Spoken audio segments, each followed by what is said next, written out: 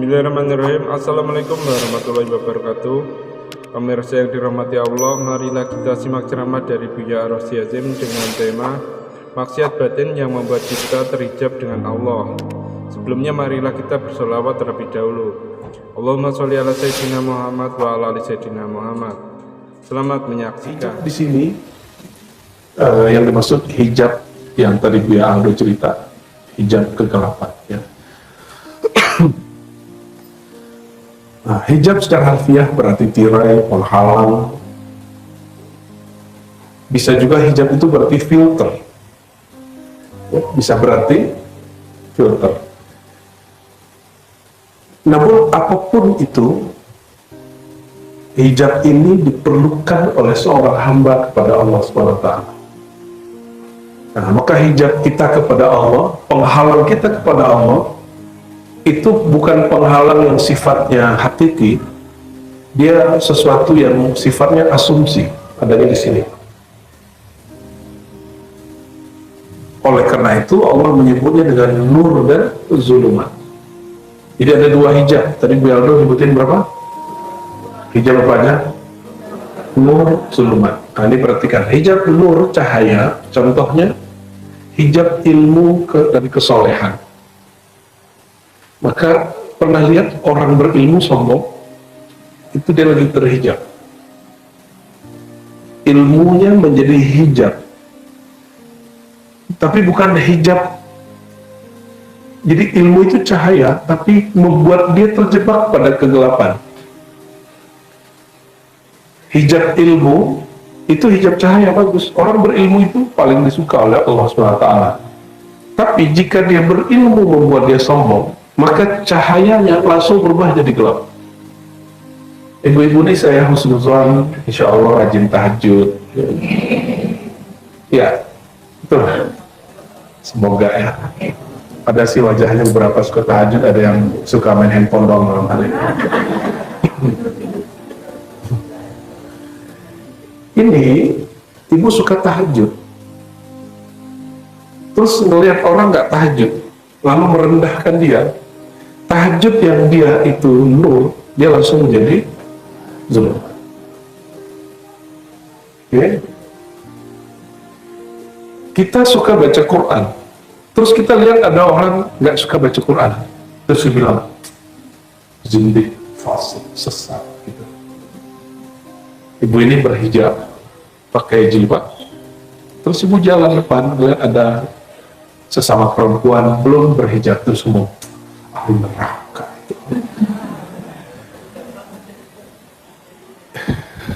Ngeri juga orang beragama itu ya. Jadi orang beragama dengan agama beda. Agama itu suci, tapi orang beragama, orangnya belum tentu suci. Oke? Jadi agamanya oke, tapi sikap dia beragama tidak oke. Sikap itulah yang menentukan dia masih nur, masih atau zulumat. Masih nur atau zulumat. Zikir. Oke, zikir coba. Kalau zikir masuk mana? Zikir pagi sore. Di sini sudah pakai zikir wirid asas Bu ya? Sudah? Sudah dapat ijazahnya belum zikir wirid asas? Wirid asas. Asas itu pokok yang diwariskan baginda Nabi Muhammad SAW. Sudah dapat? Setelah syahadat dan bertawasul, baca apa? Istighfar 100. Sudah? La ilaha illallah 100. Salawat 100. Subhanallah bihamdi, subhanallazim 100. Ya, minimal itu. Kalau ada waktu tambahkan dengan ya Latif 129. Lalu ya Allah, ya Allah, ya Allah ya. Zikir nih pagi ini. Wah, terus ngerasa alhamdulillah aku ahli zikir. Gitu ya. Ada lagi yang naik dikit. Ngaji ke seorang ustadz, kiai atau habib, terus ustadz bilang gini, amalkan ini supaya rezekimu lancar. Itu juga hijab. Hijabnya cahaya. Terus dicoba ngamalin zikirnya. Kata si ustadz, amalkan sebanyak 999 kali. Gitu ya. Atau 4.404 kali. Katanya melancarkan rezeki. Dicobalah. Hah? Ya, dibaca dia. Rezeki udah cobain sekali, besok tunggu-tunggu rezekinya nggak ada. Terus mulai ngomong ini, kayaknya Ustadz itu makotnya nggak sampai. Mulai merendahkan si Ustadz. Coba lagi cari Ustadz yang baru. Udah coba semua, nggak ada juga yang tembus. Terus ngomong, jangan-jangan berzikir itu tidak bermanfaat. Sudah ada yang ngomong itu sekarang. Ya, anak-anak youtuber ya mungkin punya kekecewaan dalam agama, lalu sekarang dia mengkritisi semua yang diyakini orang dalam agama. Ya, orang yang sebenarnya pikirannya punya traumatik, lalu agak cerdas, dijadikan traumatik itu untuk menyerang agamanya. Ada yang dulu pakai hijab bagus, ya, terus dia kecewa dengan sikap orang beragama lalu dia lepas hijab. Ada yang begitu? Banyak. Dia mikir, Islam gitu doang. Dia nggak bisa membedakan antara Islam dengan orang Islam. Islam itu suci, sedangkan orang Islam pasti tidak suci. Pasti tidak suci. Oleh karena itu, bolak-balik kita akan berseteru terus dengan hijab nur, cahaya, dan zulumat. Ada yang puasa nggak hari ini? Ada yang puasa hari ini? Oke, itu lagi dapat hijab nur. Terus Buya Aldo minum, Ustaz kurang Buya. Ya minum. Ya, pantesan Ustaz nggak tembus. Dia kurang puasa. Allahumma sholli. Ya Buya, Buya ini kurang tembus. Allahumma sholli wa sallim wa barik. Nah, sekarang kita cari di Quran, ya, kalimat zulumat dan nur.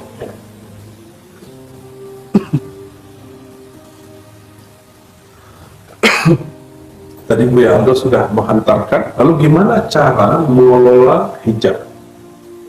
Kalau saya kenapa nggak jelaskan hijab gelap? Kan kita sudah tahu semua. Hijab kegelapan itu semua hal yang negatif, baik yang zahir, maksiat yang zahir, ataupun maksiat batin.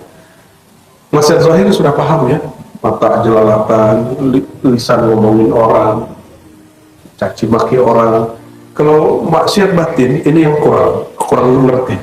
Ini yang menjadi hijab gelap. Tadi, sombong.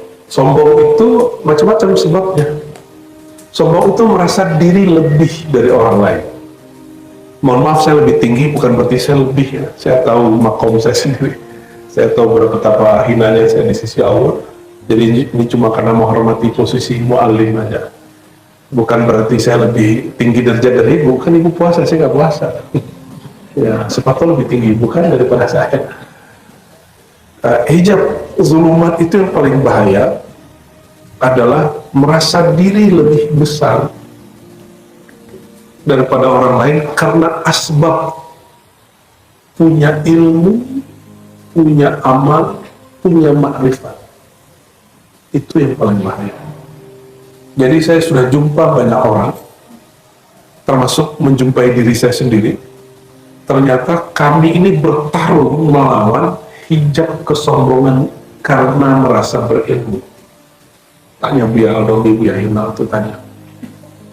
Hijab merasa berilmu itu, ini kalau orang, ibu ini misalnya, ibu ini kan nggak terlalu serius pakai kayak sosialita ya, kayak tas yang oke lah ini, jadi nggak ribet. Tapi kan ada komunitas yang suka kalau duduk itu taruh tas di depan, minimal 100 juta. Itu harga diri tuh, lo hargai gua, tas gua mahal. Oke, nggak masalah kan. Bagi kita menghargai diri itu boleh, tapi jangan jadikan itu asbab untuk menjadikan diri kita berjarak dengan orang lalu merendahkan orang lain. Saya suka pakai barang-barang branded sebenarnya kalau dia nggak marah.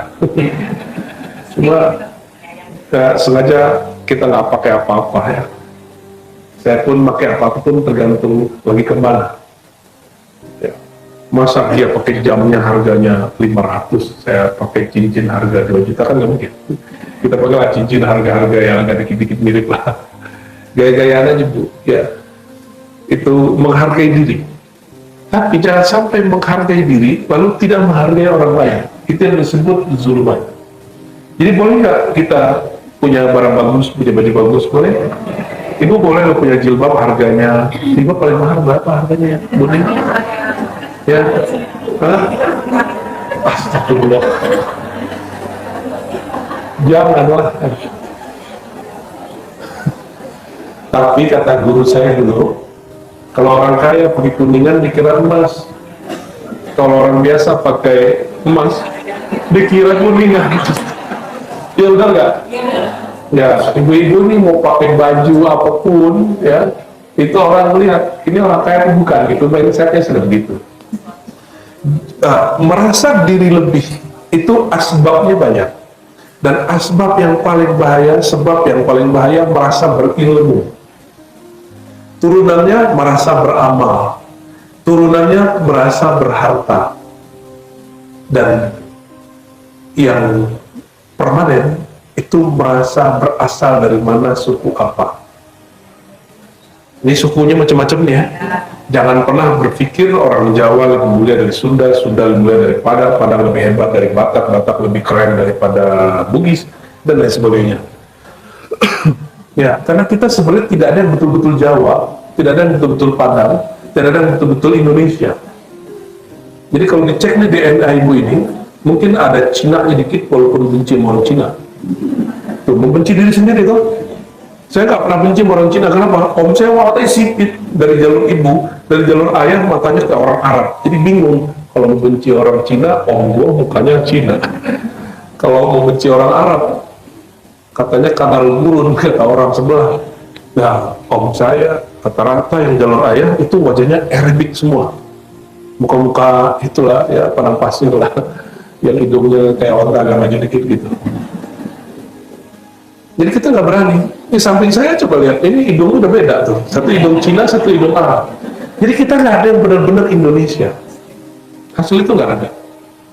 Dan di Malaysia itu ada satu profesor ahli DNA sudah cek. Lebih tua DNA kita atau Cina? Penemuan dia apa? Lebih tua DNA orang Indonesia, Nusantara, Malaysia, Filipina daripada Cina.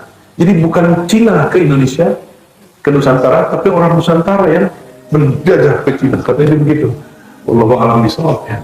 Terus ada orang-orang ilmiah itu aneh-aneh, apalagi seorang DNA nasab, aneh-aneh. Ada surat Al-Baqarah yang sering kita baca, surat 2 ayat 257. Di situ berbicara Allah lah yang mengeluarkan seseorang dari zulumat kepada nur. Nah, ayat 257 dicatat ya, jadi indeks, di indeks. Kalau di kampus ini namanya munasabah, ya, munasabah dalam tafsir. Ini lihat, pakar ini punya ada sebenarnya. Cuma saya pernah mengajarkan ini juga 2 tahun di kampus, jadi terpaksa harus bisa. Allahu waliyul ladzina amanu.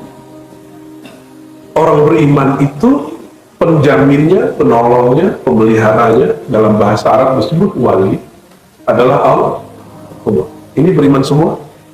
Jadi pelindung kita bukan guru, bukan presiden, bukan orang tua, tapi pelindung kita yang sebenarnya adalah Allah Subhanahu wa Ta'ala.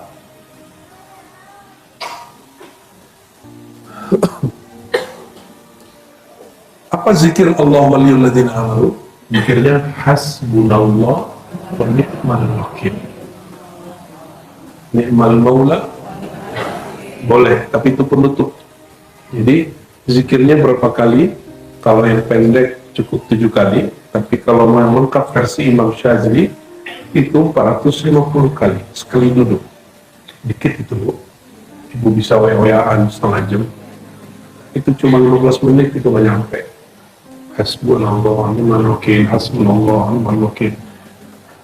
Itu mirip zikir Sayyidina Ibrahim saat dia dibakar oleh Namrud. Itu api nggak padam-padam 40 hari. Ini mau padam, dibakar lagi, mau padam, dibakar lagi.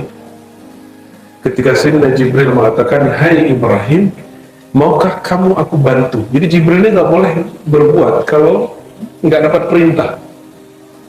Apa jawaban dia? Cukuplah Allah pelindungku. Hasbi Allah wa ni'mal wakil. Nah, penutupnya baru menzikirkan ni'mal maula wa ni'mal maula wali, sama. Sebaik-baik pelindung. Jadi ibu ini tidak dilindungi suami, yang melindungi Allah. Nah, nur Allah yang dari suami itu yang melindungi kita, bukan si suaminya. Ya, Allah waliyul ladzina amanu, ya. Yukhrijuhum, dialah Allah yang mengeluarkan orang-orang beriman minaz zulumat ilan nur, dari hijab gelap, hijab sombong kepada hijab tawadhu. Jadi tawadhu itu juga hijab. Dari hijab kejahilan kepada hijab ilmu, hijab malas kepada hijab rajin beramal, hijab lalai kepada Allah jadi hijab berzikir. Oke? Dari hijab tidak kenal Nabi jadi kenal dan cinta kepada Nabi Muhammad SAW. Ini pertanyaan, Nabi Muhammad itu dengan Allah langsung atau masih terhijab? Langsung atau masih terhijab? Nabi masih terhijab. Langsung, emang Nabi langsung? Udah, saya minum dulu ya. Gimana Bu? Langsung atau terhijab? Apa nih? Kolagen. Berbahaya. Hampir tergoda, Bu. Bismillah.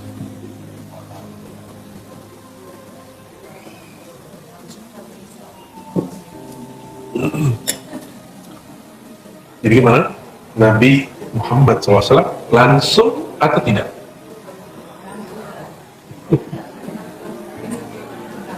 Langsung. Benar. Ya? Isra Mi'raj langsung. Ketemu ini. Oke. Nih, hijab itu saya tambahkan. Salah satu mana hijab itu jarak. Salah satu mana hijab jarak. Di surat An-Najm, nah ibu coba lihat ya, surat An-Najm. Sudah ketemu surat An-Najm?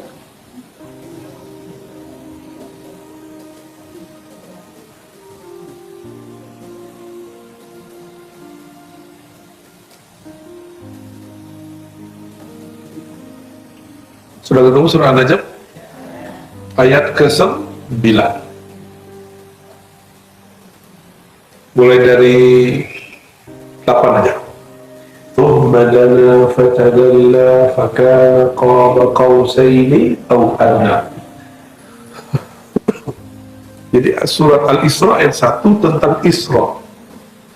Tapi kalau An-Najm mulai dari ayat 1 sampai 18 itu tentang Mi'raj.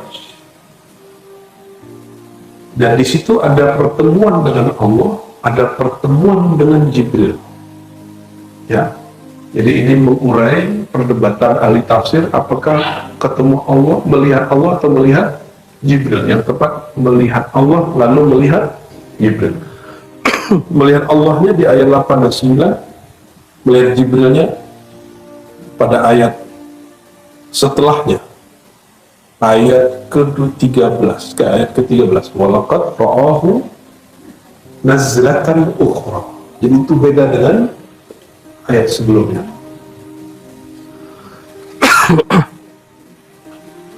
Coba terjemahannya apa?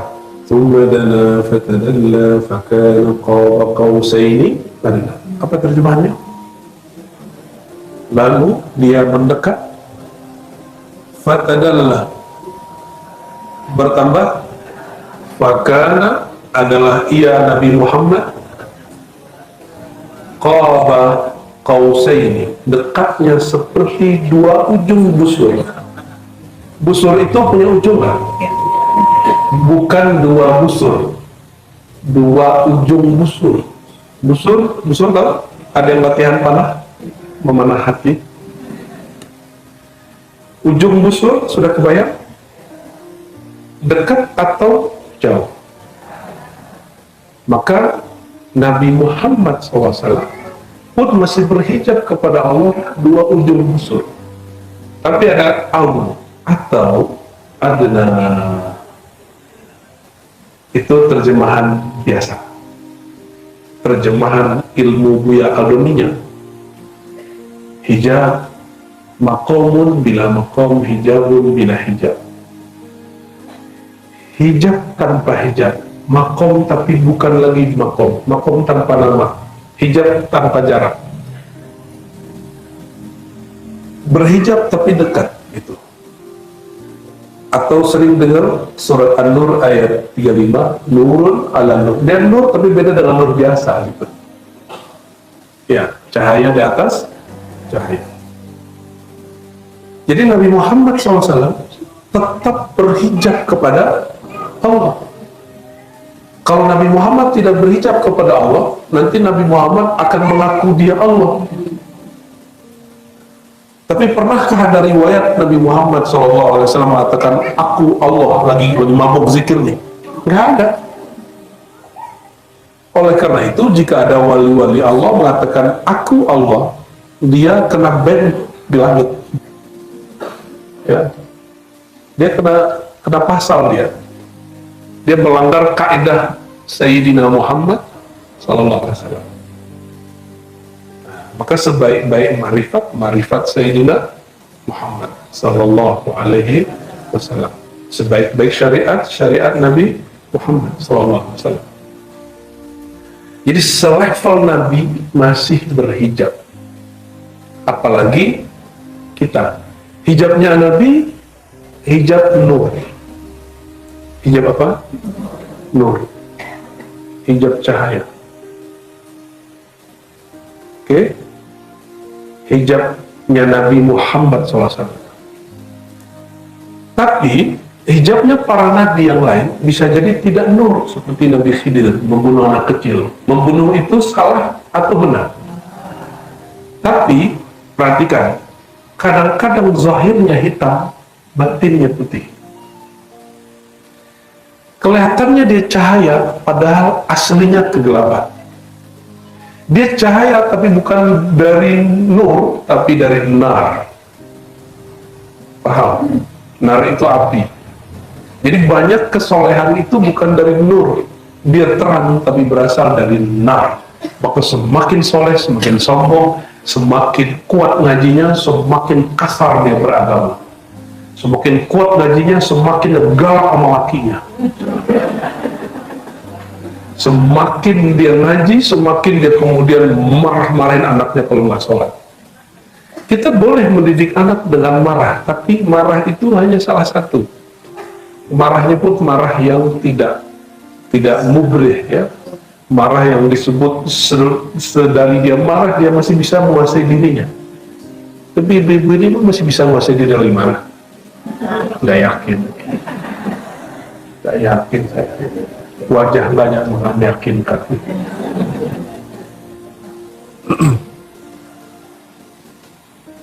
Maka selevel Nabi Muhammad SAW masih berhijab, dan hijab terdekatnya itu disebut hijab kehambaan. Maka di sini di Quran ini di surat An-Najm ada lafaz hamba. Coba, saya lagi mau main kuis sama ibu. Cari kalimat hambanya di surat An-Najm mulai dari ayat 1 sampai 18. Kalau Al-Isra kan udah jelas ayat 1. Subhanalladzi asra bi 'abdihi. Coba cari. Ayat 10 gampang tuh, habis baca ayat yang tadi. Fa'auha ila abdihi ma auha. Jadi ini dalil bahwa yang dia dekati itu Allah, bukan Jibril. Kenapa? Karena Allah lah yang betul-betul mewahyukan. Fa'auha ila abdihi, mewahyukan ke siapa? Kepada hambanya. Tidak mungkin Jibril mewahyukan kepada hambanya, karena Jibril bukan Tuhan. Jadi sebenarnya kalau orang baca ayat ini sudah selesai, tapi saya heran selevel Ibnu Katsir masih nggak menerima itu. Dia cuma jadikan opsi. Tapi kalau ulama seperti Imam Mu'taillah, Imam Suki mengartikan ini benar-benar perjumpaan dengan Allah SWT. Jadi kapan kita jumpa dengan Allah? Nih, ini hijab cahaya. Hijab cahaya itu puncaknya adalah kehambaan. Disitulah seorang makhluk diizinkan jumpa dengan Khaliknya. Ingin jumpa Allah nggak? Emang seberapa pengen sih? Ingin banget. Pasti nggak ada gambaran. Nggak ada gambaran. Maka untuk merindui jumpa dengan Allah itu melalui jumpa dengan Rasulullah SAW. Oleh karena itu semua majelis mesti di sebulan itu ada dia jadwal ngaji tentang Nabi Muhammad SAW. Ada kajian sirah, mesti ada, wajib hukumnya. Namun ada sirah yang zahir, ada sirah yang batin. Sirah itu perjalanan hidup Nabi, ya, Sallallahu Alaihi Wasallam. Kita perhatikan tadi di Al-Isra, Subhanalladzi asra, yang di Maha Suci Allah, Maha Hebat Allah yang memperjalankan hambanya. Di sini fa'auha ila abdihi ma'auha, dia membisikkan, mewahyukan kepada hambanya. Maka makom kehambaan itu makom perjumpaan dengan Allah Subhanahu wa ta'ala. Jadi kita ini kalau sholat belum menjadi hamba, nggak ketemu Allah itu. Allah mendekat, cuma rasa ketemunya nggak ada. Jadi kalau orang-orang nanya apakah ajaran Nabi tentang ihsan, Islam, iman, ihsan? Ihsan itu ketika seseorang menghambakan diri, saat itulah dia berjumpa dengan Allah Subhanahu wa ta'ala. Hamba itu kediriannya sudah nol. Nah, tadi hijab cahaya, oke? Sholat, ibu sholat, tahajud. Kalau nyawanya nggak dikembalikan Allah, bisa bangun nggak? Kalau subuh tadi nggak dibangunin Allah, ruhnya Allah ambil aja. Innalillahi. Subuh tadi nggak sholat, pagi ini nggak ngaji. Tuh. Jadi siapa yang sedang berjasa kepada sholat dan pengajian kita? Puasa kita. Jadi kalau udah begini, pantas nggak ibu ini, saya ini minta sholat dengan sholat apa tadi, ngaji, sholat subuh, pantas nggak? Nggak pantas. Karena sholat ini hadiah dari dia, puasa itu gerak dari dia, ngaji sekarang itu adalah hidayah darinya. Terus pantas kan kita bilang, ya Allah, aku udah sholat dan zikir, tolong dong kasih surga. Emang bisa beli surga dalam sholat yang tidak khusyuk itu? Sholatnya khusyuk nggak tadi pagi? Iya, masih. Sholat khusyuk atau sholat khusyuk?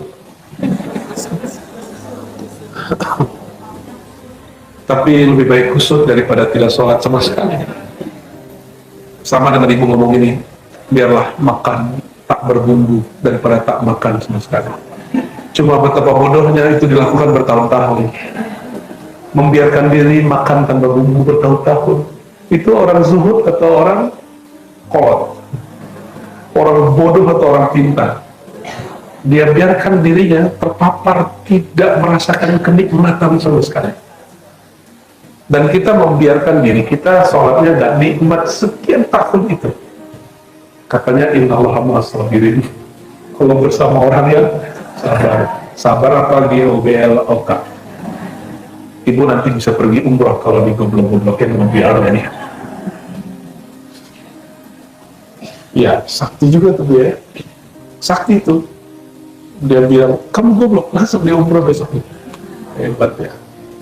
Ibunya doain 1000 kali juga belum berangkat besok. Itu zulumat. Itu zulumat, tapi dalamnya cahaya.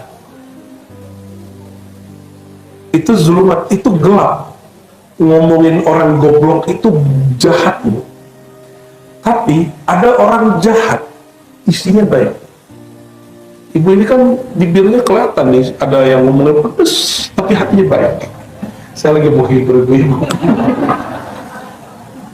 Ya, ketika ngomong itu pedes, tapi dia jadi obat. Dia pahit jadi obat, pedes jadi penambah selera makan. Itu kata bapak-bapak menghibur diri. Kalau tidak ada kamu yang pedes, hidupku terasa tidak nikmat. Seperti makan gak ada sambal. Allahumma sholli ala Muhammad. Hidup yang begitu ya. Jadi ketika kita melihat orang melakukan sesuatu, jangan dipandang, dihukumi langsung dengan pandangan mata. Coba mulai melihat orang dengan dua kacamata sekaligus. Siapa tahu orang soleh ini dalamnya nipu. Siapa tahu orang yang alim ini ternyata di dalamnya serigala. Dia ilmunya alim, tapi ngajak orang bunuh-bunuhan, teroris. Dia alim, tapi ternyata ilmunya bikin jamaahnya sombong. Ini ibu ini, alhamdulillah kan sekarang sudah gabung ya. Oke ya. Ini tanda Buya Aldomi dan Buya Asfi dan lain-lain itu berhasil ngajarnya. Tapi kalau nggak berhasil gimana? Kalau lagi majelis di sini terus ngeliat majelis yang kosan gini, tuh manhajnya benar. Tuh alirannya nggak sahih. Tapi kalau kita ngeliat, masih ada orang ngaji, alhamdulillah. Jadi ada orang yang hijrah, terus dia jadi suaranya jadi jingkrang, terus berjenggot dan segala macam. Masih mending daripada dia enggak. Ya. Alhamdulillah kita bilang gitu. Kenapa? Siapa tahu kayak aku dulu berproses, nanti kita bujuk guru, nanti dia ilmunya lama-lama celananya turun lagi gitu. Sesuai dengan tensinya turun.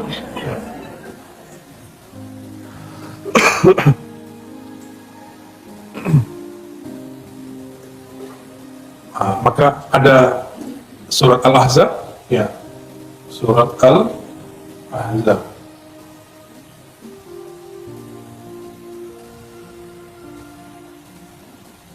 Sebentar, ayatnya. Saya bacanya manual soalnya.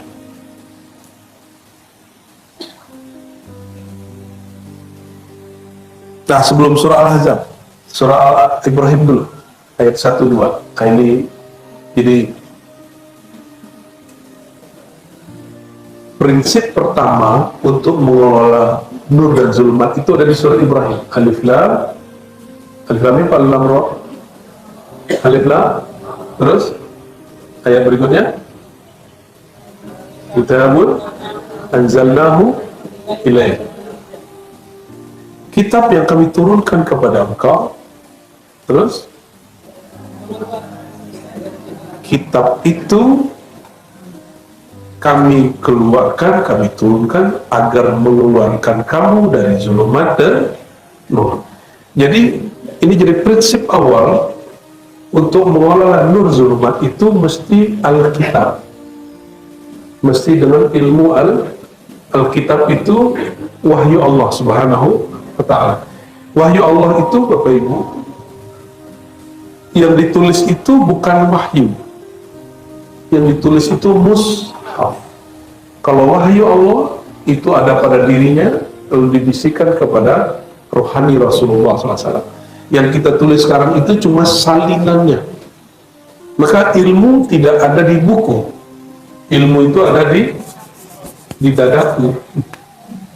Ya, ilmu itu di dada, bukan di situ. Coba ibu beli buku 1 kontainer, simpan di rumah 3 hari 3 malam, terus pelototin aja, atau ambil terus gini-gini. Besok teksnya pindah. Maka ilmu tidak ada di teks. Teks itu cuma salinan ilmu. Ilmunya nggak di situ. Paham? Ya. Maka yang alim itu bukan kitab, tapi orangnya. Yang mursyid itu syekh, kiai, buya, bukan kitabnya. Maka ketika ada orang ngomong, langsung saja kepada Al-Quran dan Sunnah. Itu yang kebayang pasti teks, dan itu keliru. Itu zahirnya nur, batinnya zulmat. Nah, yang ngajak begitu, dia ngajak orang bukan dari zulmat ila nur, tapi dari nur ke zulmat, tanpa disadari. Maka mereka gak respect kecuali ke ustadznya, gak respect kecuali ke pengajiannya, gak bisa menghargai umat Islam yang beragam ini. Yang lebih tepat, ketika seseorang nur masuk, kalau ada cahaya, bisa melihat objek-objek yang banyak gak? Ya, bisa. Jadi semakin terang cahayanya, dia semakin bisa melihat ragam orang. Semakin terang ilmu yang ada di kolbu, ibu-ibu ini akan semakin menghargai banyak orang. Maka berkalam Abu Hanifah, orang paling alim itu a'lamun nas, a'lamuhum wa afqahuhum bil khilaf. Orang paling alim itu bukan orang yang tamatan Timur Tengah, tamatan UIN, doktor, hafiz Quran, tidak. Orang paling alim, orang yang paling mengerti cara bersikap menghadapi perbedaan. Itu orang alim. Berarti orang paling picik, walaupun gelarnya Asy-Syaikh, Ad-Doktor, Al-Alim, Al-Allamah, ditambah Al-Marhum, bagusnya. Ya. Bagusnya begitu. Tapi kalau dia datang bikin rusuh, dia berkalam, bikin orang pecah kolbunya, itu orang zahirnya nur, batinnya zulmat, kegelapan. Ya. Nah, kita tidak ridho yang begitu. Nah, maka di Quran ada kalimat walladzi yusolli, ya, alaikum. Surat Al-Ahzab ayat 43. Nah, ini penutupnya. Walladzi yusalli alaikum, dialah yang bersolawat atas kamu. Bisa juga diartikan menurunkan rahmat kepada kamu. Wa malaikatuhu, dan malaikatnya juga mendoakan kamu. Liyukhrijakum, rahmat Allah itu, jadi semakin turun rahmat di kolbu, semakin orang itu keluar dari zulumat ila nur. Liyukhrijakum minaz zulumati ila nur. Maka pelan-pelan sifat sombongnya rontok, sifat merasa paling benernya rontok, iri dengkinya mulai rontok, bersaing negatifnya mulai rontok, terus bertahap. Semakin kolbunya penuh dengan rahmatullah, rahmat Allah, kasih sayang Allah, semakin nanti dia tambah tawadu begitu. Jadi siapakah orang yang paling tawadu? Orang yang kolbunya paling banyak rahmat Allah, dan itu Sayyidina Muhammad SAW. Maka Nabi surganya paling tinggi. Dalam hadis Nabi dikatakan, ma tawadha'a ahadun illa rafa'ahullah. Tidaklah seseorang merendah. Itu terjemahan kita. Tawadha'a, meletakkan yang bukan milik dia. Ilmu ini milik Allah, katakan ini bukan ilmuku. Amal ini anugerah dari Allah, jangan katakan aku yang hebat beramal. Harta ini titipan dari Allah, jangan katakan harta itu hasil usahaku. Walaupun kita yang usaha, tapi tubuh ini, pikiran ini bukan punya kita, tapi milik Allah. Semakin dilepas rasanya, semakin makomnya di surga naik. Maka makom tertinggi di surga, makom tawadu, namanya hamba, orangnya. Jadi di makom tawadu itu, orang bernama Abdullah. Di bawahnya Abdurrahman, Abdurrahim. Kok lebih tinggi Abdullah daripada Rahman Rahim? Karena setiap Abdullah pasti Abdurrahman, tapi Abdurrahman belum tentu Abdurrahim, Abdurrahim belum tentu Abdurrahman. Sehingga Bismillah. Rahman itu kasih sayang Allah ke semua makhluk, kafir, mukmin, manusia, hewan, tumbuhan. Ini dapat nafas nggak dia?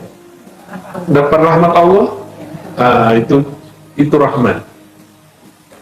Orang yang nggak sholat pagi tadi masih bisa nafas hari ini, masih bisa makan hari ini, dia sedang dapat rahmannya Allah.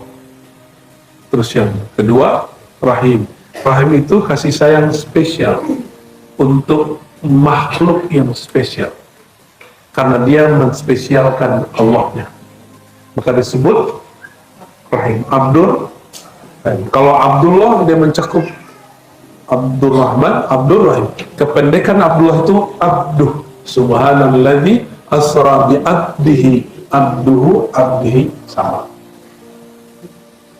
Ya. Nyambung? Korek? Ngomong apa gitu ya? Jadi setiap rahmat masuk ke dalam kalbu, apa yang terjadi? Zulumatnya, sifat-sifat negatifnya rontok, terus sifat nurnya akan tambah muncul terus. Dan ciri-ciri orang dapat rahmat Allah, dia suka belajar ilmu yang menambah kasih sayang kepada Allah dan makhluk. Dan yang kedua, dia suka berkawan dengan orang yang kalbunya penuh dengan rahmat. Dua itu aja. Itulah yang disebut di Quran, ya ayyatuhan nafsul mutmainnah irji'i ila rabbiki radiyatan mardiyah. Wahai orang yang jiwanya sudah tenang dengan zikrullah, kembalilah kepada Allah dengan radiyah mardiyah. Itu bab ilmu, berilmu. Irji'i ila rabb, itu dengan ilmu. Orang tidak akan bisa ridho takdir kalau nggak punya ilmu. Maka Ibnu Athaillah mengatakan, jika engkau ingin merasakan takdir burukmu tidak terasa buruk, masalahmu tidak terasa masalah, maka ketahuilah, kesadarilah, pelajarilah siapa yang sedang menurunkan bala bencana kepadamu, siapa yang sedang memberi ujian kepadamu. Ya, mana Bang Do mana Bang Do? Nah, Bang Do itu digampar sama anaknya. Ya, anaknya dengar apa gitu, dia ngomong apa, anaknya kedengarannya apa, anaknya refleks, loh, lagi kemarin aja lah ya. Pas dia lihat yang mukul dia anaknya, nggak balas, malah gemes. Tapi kalau yang mukul tetangga sebelah gimana? Jangankan pukulan, golok boleh keluar, carot boleh keluar.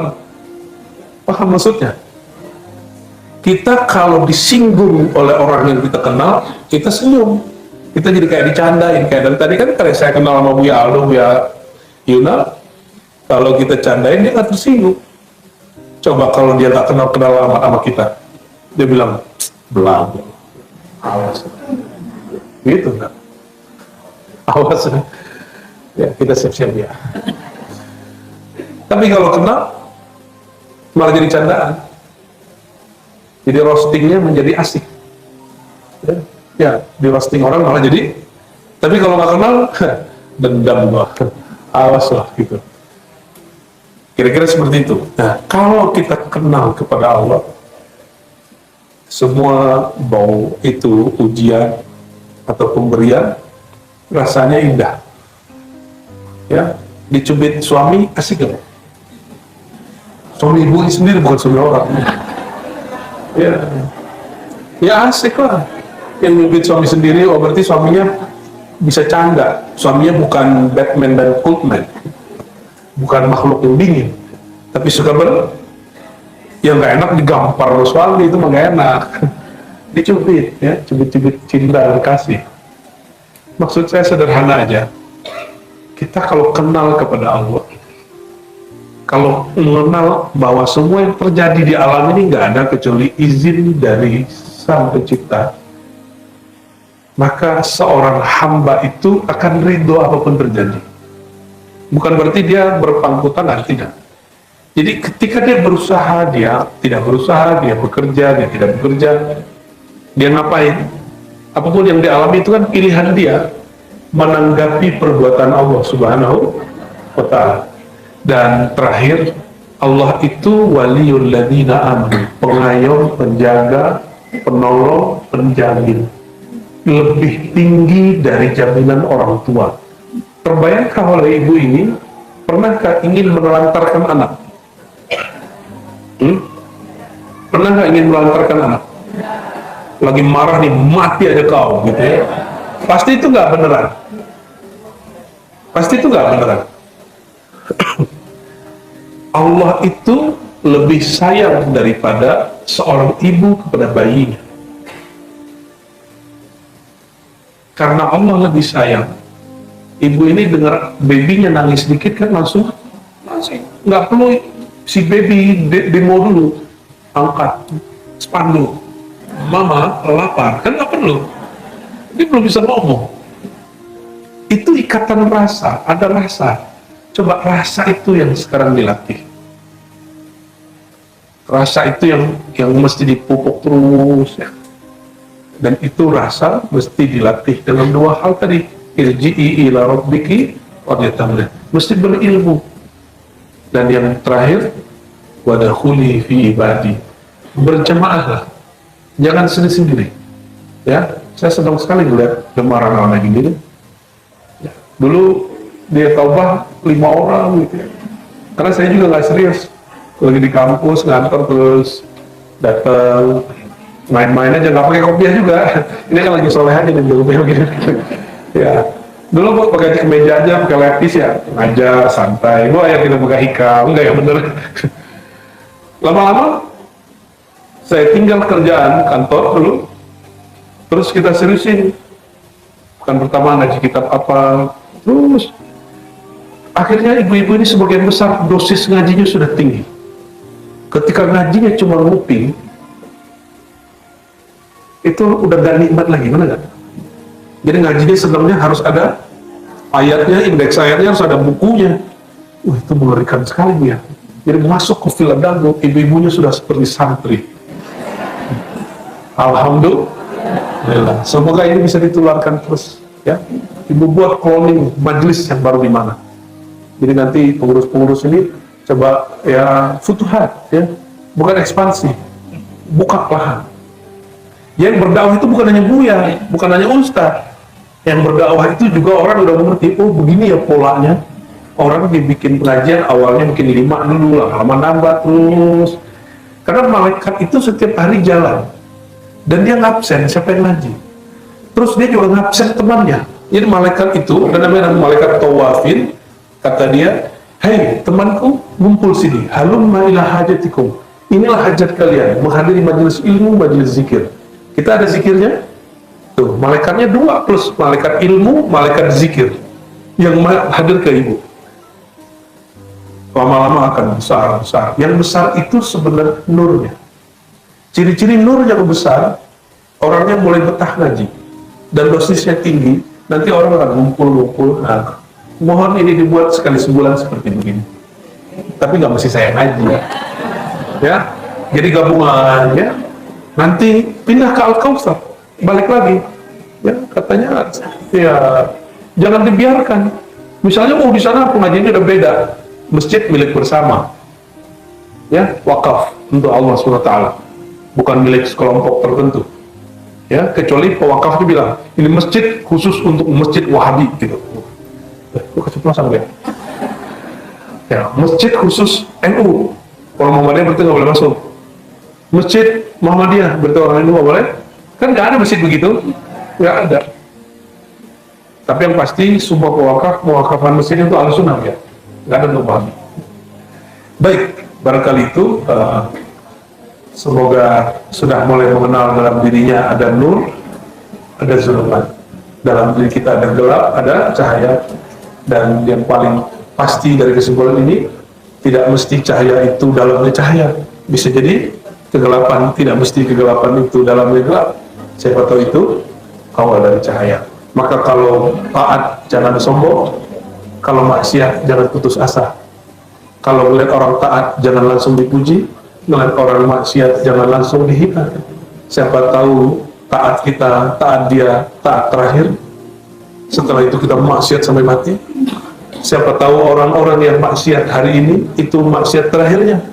Atau kalau kita maksiat hari ini jangan putus asa, siapa tahu itu maksiat terakhir kita.